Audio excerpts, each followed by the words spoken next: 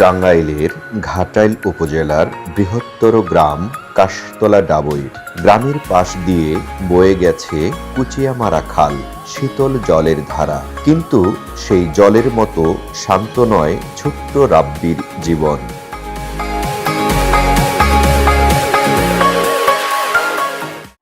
মোহাম্মদ আল রাব্বি একটি প্রতিবন্ধী শিশু। জন্ম থেকেই তার পৃথিবীটা অন্যরকম। তার বাবা মোহাম্মদ আবু তালেব দূর প্রবাস কাতারে পরিবারের জন্য লড়াই করছেন। মা একা হাতে সংসার সামলান আর বুক ভরা কষ্ট লুকিয়ে ছেলেকে বড় করছেন। রাব্বি পড়াশোনা করে ডাবই সরকারি প্রাথমিক বিদ্যালয়ের পঞ্চম শ্রেণীতে। প্রতিদিন সকালে যখন গ্রামের অন্য শিশুরা দৌড়ে স্কুলে যায়, রাব্বির পথটা হয়ে ওঠে কঠিন। তার চলার গতি ধীর, কিন্তু স্বপ্নের গতি অনেক দ্রুত।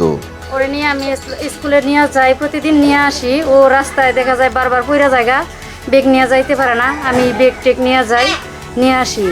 ও যদি লেখাপড়া করে, ওরে আমি অনেক যেতরি লেখাপড়া করতে চাই, ওরে আমি করামু কষ্ট করে হইলেও। ও জানি এলো কারো কাছে এই করে ওর চলতে না হয়, যাতে এলো নিজে পায়ে দাঁড়াইয়া করে খাবার পারে, কোনো চাকরি বাকরি কোনো কিছু করতে পারে, এরকম ই করে ওরা আমি মানুষ করবো।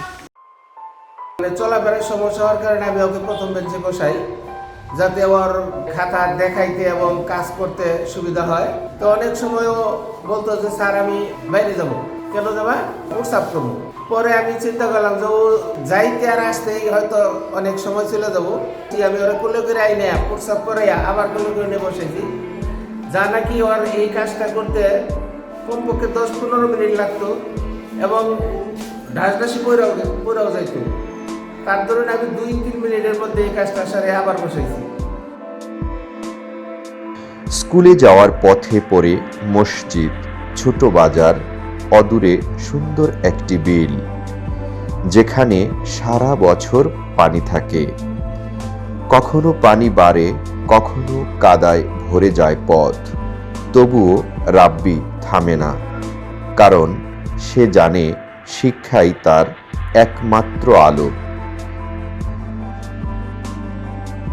সব স্যারেরাই ভালোবাসে, স্যার ম্যাডামেরা ওরে খুব আদর করে। ওকে সবাই বলে যে ওর ছাত্র ভালো, কিন্তু ওই যে ওর সমস্যার কারণে ও হলো নাম্বারে পিছিয়ে থাকে, হাতের লেখা ভালো না, কিন্তু পড়ার দিক দিয়ে মাথার ব্রেন টেন সব ভালো। একটা জিনিস একবার বুঝালে সবার আগে ও বোঝে। বাড়ির পাশেই একটি ছোট মসজিদ। আজানের ধ্বনি যখন ভেসে আসে, রাব্বি চুপ করে শুনে। হয়তো তার মনেও একটি প্রার্থনা, আল্লাহ আমাকে শক্তি দাও, আমি যেন অন্যদের মতো হতে পারি। কিন্তু জীবন তো সবসময় সহজ হয় না। খেলাধুলার সময় অন্য শিশুরা যখন দৌড়ায়, রাব্বি তখন পাশে বসে থাকে। তবুও সে একা নয়, তার বন্ধু হলো হাঁস, মুরগি আর ছাগল। সে তাদের সঙ্গে কথা বলে, খেলাধুলা করে। এভাবেই সে নিজের এক পৃথিবী বানিয়ে নিয়েছে। মুরগি পালি, ছাগল পালি, ওইগুলোর সাথে খেলাধুলা করে। এমনি যে স্বাভাবিক পোলাপানের মতো খেলাধুলা করতে পারে না, তারপরে বসে বসে যে খেলাগুলা, এই যে গুটি খেলা, এই সেই আবিজাবি বসে বসে খেলতে পারে। কিন্তু দৌড় দাপ্পারে যে খেলা, ওইগুলা উপর খেলতে পারে না। তারপর হাঁস মুরগি পালি, ওইগুলারে ও আদার টাদার দেয় করে, আদর যত্ন করে। আমাদের একটা বিড়াল আছে, বিড়ালকে আদর যত্ন করে কুলে নেয়।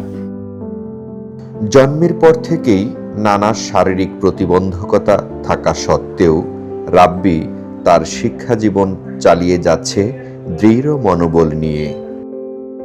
হ্যাঁ, অনেকে অনেক কথা বলে, কিন্তু তাতে আমার কোনো নাই। আমি ওরে এইভাবে ভালোভাবেই মানুষ করব, ও যাতে লেখাপড়া করে ভালোভাবেই হবার পারে। কিন্তু ওরে আমি ভালো মতে লেখাপড়া করাইতে চাই, করবার চাই। অনেকে অনেক কথা বলে, কিন্তু ওটা আমি মনে করি না কিছু। ও প্রতিবন্ধী, হয়তো সবাই অনেক কিছু বলে, ওরে আমি আমার মনের থেকে প্রতিবন্ধী ভাবি না। ও যে আমার সন্তান, আমার যে আরও 2টা সন্তান আছে, ভালো সুস্থ স্বাভাবিক, আমি ওরে ওই রকমই ভাবি। এই ভালোবাসার প্রতি আমার বেশি লাগে। ওরা তো কোনো জায়গায় গিয়ে ধরেন যে সুস্থ স্বাভাবিকভাবে চলাফেরা করে আসতে পারবো, কিন্তু ওইটা পারে না। কারণ এই কারণে ওরে আমি একা কোনো জায়গায় ছাড়ি না, ওরে আমি সবসময় আমার কাছে কাছে রাখি। প্রতিকূলতা সত্ত্বেও রাব্বির জীবন সংগ্রাম ইচ্ছাশক্তি এবং স্বপ্ন ভবিষ্যতের জন্য এক অনুপ্রেরণার গল্প। আমার ছেলেও আল্লাহ আমারে ওরকে দিছে, সবাই বলে ও প্রতিবন্ধী থাক আর যাই থাক, করে আমি যেভাবে আল্লাহ ওরে আমার কাছে দিছে আমি ওইভাবেই ওরে মানুষ করবো। ও বাইসা থাক এটাই আমার আশা, ও যাতে ভালোভাবে লেখাপড়া করে ভালোভাবে কোনো কিছু কইরা খাবার পারে, আমার যতই কষ্ট হয়ে করে আমি সেভাবেই ওরে কইরা তুলবো। মা রোজিনা খাতুনের সীমাহীন কষ্ট, ভালোবাসা আর কাতার প্রবাসী বাবা আবু তালেবের দূর প্রবাসের সংগ্রাম, সব মিলিয়ে রাব্বির জীবন যেন এক নীরব যুদ্ধের গল্প।